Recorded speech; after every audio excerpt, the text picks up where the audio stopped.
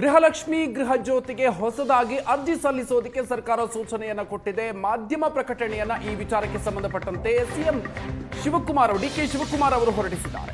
ಗೃಹಲಕ್ಷ್ಮಿ ಗೃಹ ಜ್ಯೋತಿ ಸೇರಿದಂತೆ ಯಾವುದೇ ಗ್ಯಾರಂಟಿಗಳು ಕೂಡ ನಿಲ್ಲೋದಿಲ್ಲ ಅಂತ ಹೇಳಿ ಸ್ಪಷ್ಟನೆಯನ್ನ ನೀಡಿದ್ದಾರೆ. ಮಾಧ್ಯಮ ಪ್ರಕಟಣೆಯನ್ನ ಈ ವಿಚಾರಕ್ಕೆ ಸಂಬಂಧಪಟ್ಟಂತೆ ಹೊರಡಿಸಿದ್ದಾರೆ. ಪ್ರತಿಪಕ್ಷಗಳ ವದಂತಿಗಳಿಗೆ ಕಿವಿ ಕೊಡಬೇಡಿ ಅಂತ ಸಿಎಂ ಡಿಕೆ ಶಿವಕುಮಾರ್ ಹೇಳಿದ್ದಾರೆ. ಗ್ಯಾರಂಟಿ ಯೋಜನೆ ಕಾಂಗ್ರೆಸ್ ಸರ್ಕಾರದ ಹೆಮ್ಮೆಯ ಯೋಜನೆಗಳು. ವಿಪಕ್ಷಗಳು ಹಬ್ಬಿಸ್ತಾ ಇರುವಂತಹ ಸುಳ್ಳು ಸುದ್ದಿಗಳಿಗೆ ಜನ ಕಿವಿ ಕೊಡಬಾರದು.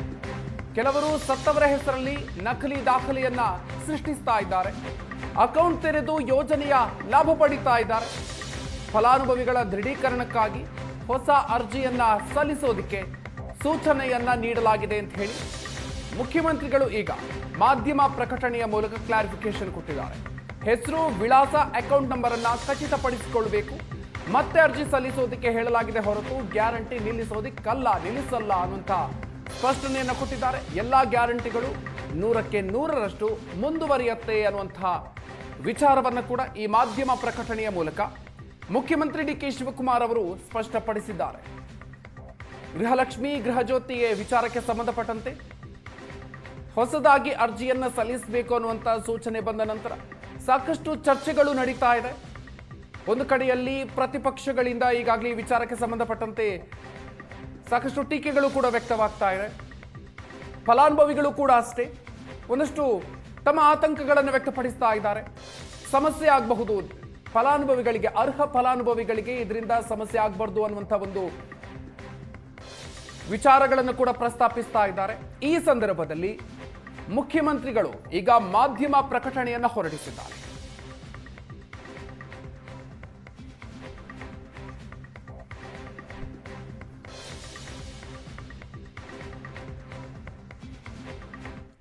ಹೆಚ್ಚಿನ ಡೀಟೇಲ್ಸ್ ಕೊಡ್ತಾರೆ ನಮ್ಮ ಪ್ರತಿನಿಧಿ ವಿದ್ಯಾ. ಇದೀಗ ನಮ್ಮ ಜೊತೆಗೆ ನೇರ ಸಂಪರ್ಕದಲ್ಲಿ ಜಾಯ್ನ್ ಆಗ್ತಾ ಇದ್ದಾರೆ. ವಿದ್ಯಾ, ಇದೀಗ ಗ್ಯಾರಂಟಿ ಯೋಜನೆಗಳಿಗೆ ಸಂಬಂಧಪಟ್ಟಂತೆ ಗೃಹಲಕ್ಷ್ಮಿ ಗೃಹ ಜ್ಯೋತಿಗೆ ಸಂಬಂಧಪಟ್ಟಂತೆ ಹೊಸದಾಗಿ ಅರ್ಜಿಯನ್ನು ಸಲ್ಲಿಸಬೇಕು ಅನ್ನುವಂಥ ವಿಚಾರವಾಗಿ ಜನರಲ್ಲೂ ಕೂಡ ಒಂದಷ್ಟು ಗೊಂದಲಗಳು ಇದ್ದಾವೆ. ಜೊತೆಗೆ ವಿಪಕ್ಷಗಳು ಕೂಡ ಸಾಕಷ್ಟು ಟೀಕೆಯನ್ನು ಮಾಡ್ತಾ ಇದೆ. ಮುಖ್ಯಮಂತ್ರಿಗಳು ಹೊರಡಿಸಿರುವಂತಹ ಈ ಒಂದು ಕ್ಲಾರಿಫಿಕೇಶನ್ ಅಲ್ಲಿ ಏನೇನಿದೆ?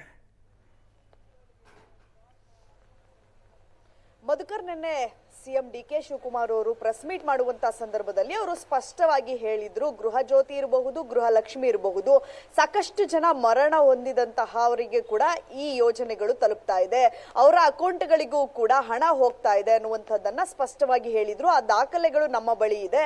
ಸೊ ಹಾಗಾಗಿ ಹೊಸದಾಗಿ ಅರ್ಜಿಯನ್ನ ಕರಿತೀವಿ. ಅರ್ಜಿಯನ್ನ ಸ್ವೀಕರಿಸಿದ ಬಳಿಕ ಯಾರ್ಯಾರಿಗೆ ಕೊಡಬೇಕು ಅನ್ನುವಂಥದ್ದು ನಿರ್ಧಾರ ಆಗತ್ತೆ. ಯಾವ್ದ್ಯಾವ್ದು ಕರೆಕ್ಟ್ ಆಗಿರುತ್ತೆ, ಯಾರು ಅವರ ಡಾಕ್ಯುಮೆಂಟ್ಸ್ ಗಳನ್ನ ಕರೆಕ್ಟ್ ಆಗಿ ಕೊಡ್ತಾರೆ ಅಂತವರಿಗೆ ಗೃಹಲಕ್ಷ್ಮಿ ಗೃಹ ಜ್ಯೋತಿಯನ್ನ ಕೊಡ್ತೀವಿ ಅನ್ನುವಂತಹ ಮಾತನ್ನ ಅವರು ನಿನ್ನೆ ಪ್ರೆಸ್ ಮೀಟ್ ನಡೆಯುವಂತಹ ಸಂದರ್ಭದಲ್ಲಿ ಹೇಳಿದ್ರು. ಅದಾದ ಬಳಿಕ ಸಾಕಷ್ಟು ಆಕ್ರೋಶಗಳು, ಸಾಕಷ್ಟು ವಿಪಕ್ಷಗಳು ಗೊಂದಲಗಳನ್ನ ಸೃಷ್ಟಿಯಾದವು. ಅದರ ಜೊತೆಗೆ ವಿಪಕ್ಷಗಳು ಕೂಡ ಗೃಹಲಕ್ಷ್ಮಿ ಇರಬಹುದು, ಗೃಹ ಜ್ಯೋತಿ ಸೇರಿದಂತೆ ಗ್ಯಾರಂಟಿಗಳನ್ನ ನಿಲ್ಲಿಸ್ತಾರೆ ಅನ್ನುವಂತಹದ್ದನ್ನ ಕೂಡ ವಿಪಕ್ಷಗಳು ಟೀಕೆಯನ್ನ ಮಾಡಿದ್ರು. ಇದರ ಬೆನ್ನಲ್ಲೇ ಸಿಎಂ ಅವರು ಮಾಧ್ಯಮ ಪ್ರಕಟಣೆಯನ್ನ ಹೊರಡಿಸಿರುವಂತದ್ದು, ಗೃಹ ಜ್ಯೋತಿ, ಗೃಹಲಕ್ಷ್ಮಿ ಸೇರಿದಂತೆ ಯಾವುದೇ ಗ್ಯಾರಂಟಿ ಯೋಜನೆಗಳನ್ನ ನಾವು ನಿಲ್ಲಿಸಲ್ಲ, ಆದ್ರೆ ಹೊಸದಾಗಿ ಅರ್ಜಿ ಹಾಕೋದಿಕ್ಕೆ ಕರೆದಿರುವಂತದ್ದು. ಸಾಕಷ್ಟು ಜನ ಗೃಹ ಜ್ಯೋತಿ ಉದಾಹರಣೆಗೆ ತೆಗೆದುಕೊಂಡ್ರೆ ತಮ್ಮ ಮನೆಗಳಿಗೆ ಅವರು 200 ಯೂನಿಟ್ ಕರೆಂಟ್ ಅನ್ನ ತೆಗೆದುಕೊಳ್ತಾ ಇದೀವಿ ಅಂತ ಹೇಳಿದ್ರು ಕೂಡ ಆ ಯೂನಿಟ್ ಕರೆಂಟ್ ಅನ್ನ ಅವರು ತಮ್ಮ ವ್ಯಾಪಾರಕ್ಕೆ ಬಳಸ್ಕೊಳ್ತಾ ಇರುವಂತದ್ದು ಇರಬಹುದು ಅಥವಾ ಅಂಗಡಿಗಳಿಗೆ ಬಳಸ್ಕೊಳ್ಳುವಂತಹ ಕೆಲಸವನ್ನ ಮಾಡ್ತಾ ಇದ್ದಾರೆ. ಈ ಕಾರಣಕ್ಕಾಗಿ ಹೊಸದಾಗಿ ಅರ್ಜಿಯನ್ನ ಕರೆದಿದ್ದೀವಿ.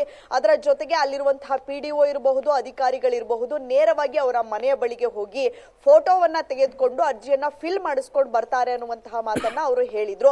ಸೊ ಅದನ್ನೇ ಅವರು ಮತ್ತೆ ಮಾಧ್ಯಮ ಪ್ರಕಟಣೆಯಲ್ಲೂ ಕೂಡ ಹೇಳಿರುವಂತದ್ದು. ವಿಪಕ್ಷಗಳು ಹೇಳ್ತಾ ಇರುವಂತಹ ಮಾತಿಗೆ ಯಾರೂ ಕೂಡ ಕಿವಿಗೊಡಬೇಡಿ, ನಾವು ಯಾವುದೇ ಯೋಜನೆಗಳನ್ನ ನಿಲ್ಲಿಸಲ್ಲ, ಅದು ಮುಂದುವರಿಯುತ್ತೆ ಅನ್ನುವಂತಹ ಮಾತನ್ನ ಹೇಳಿದ್ರು. ಅದಕ್ಕೆ ಪೂರಕವಾಗಿ KJ ಜಾರ್ಜ್ ಅವರು ಕೂಡ ಇಂಧನ ಸಚಿವರಾಗಿದ್ದಾರೆ ಈಗಲೂ ಕೂಡ.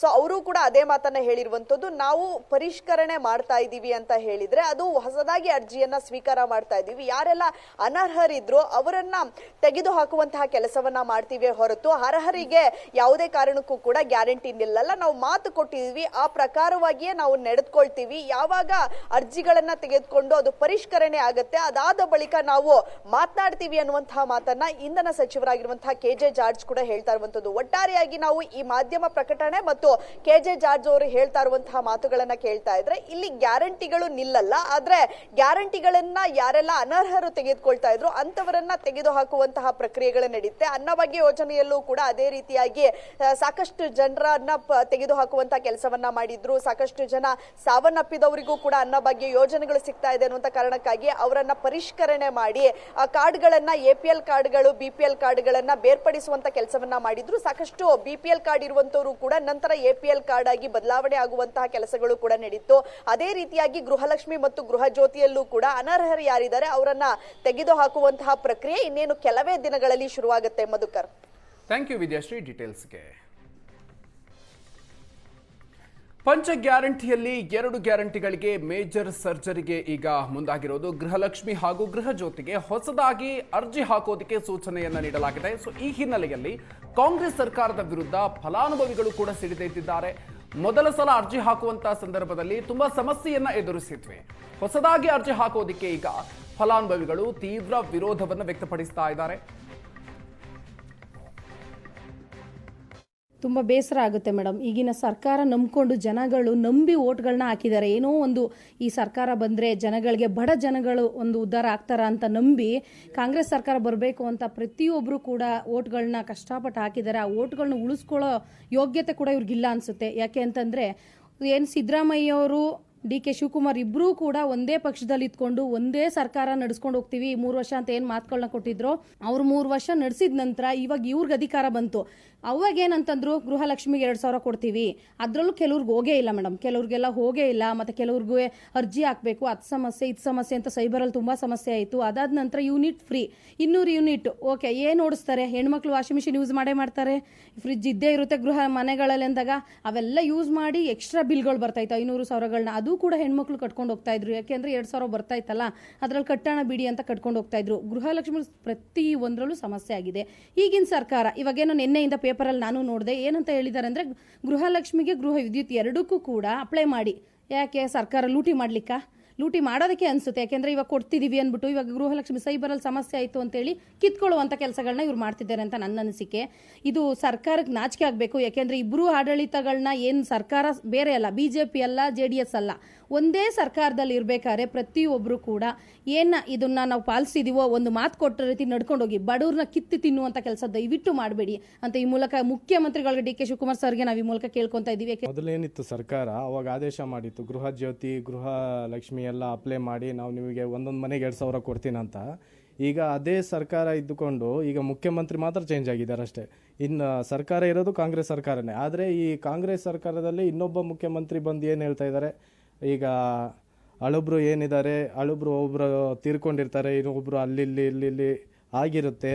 ಅದಕ್ಕೋಸ್ಕರ ಆದ ಕಾರಣ ಅವರು ಏನು ಹೇಳ್ತಾ ಇದ್ದಾರೆ, ಅವರು ಇನ್ನೊಂದು ಸರಿ ತಮ್ಮ ಕೊಡಿ ಅದು ಕೊಡಿ ಅಂತ ಹೇಳ್ತಾ ಇದ್ದಾರೆ. ಆದ ಕಾರಣಕ್ಕೆ ಈಗ ಒಂದೇ ಸರ್ಕಾರ ಇರೋದ್ರಿಂದ ನಿಮ್ಗೆ ಆ ಥರ ಏನು ಬೇಡ ಅಂತ ನಮ್ಮ ಅನಿಸಿಕೆ.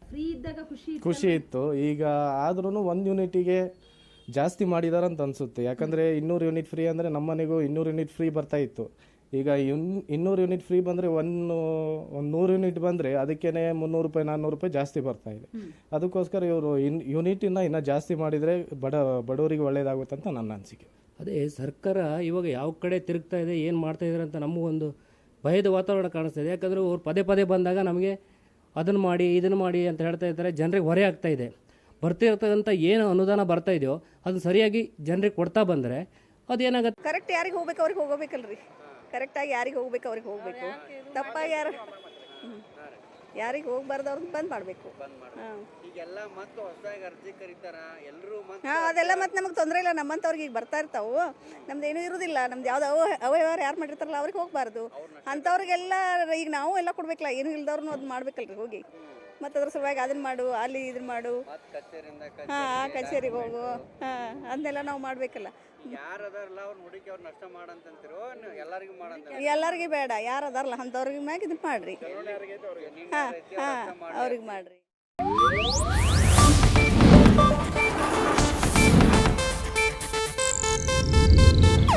ಇದು ಏಷ್ಯಾನೆಟ್ ನ್ಯೂಸ್ ನೆಟ್ವರ್ಕ್ ಪ್ರಸ್ತುತಿ.